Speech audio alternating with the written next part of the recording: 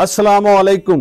8 फरवरी 2024 आज election day है। मैं पाकिस्तानी कौम से, पाकिस्तानी अवाम से गुजारिश करता हूँ कि वो बिला खौफ व खतर घरों से निकलें और अपना हक राय दही इस्तेमाल करते हुए इस मुल्क की तामीर और तरक्की में हिस्सा लें। आज बहुत अहम दिन है।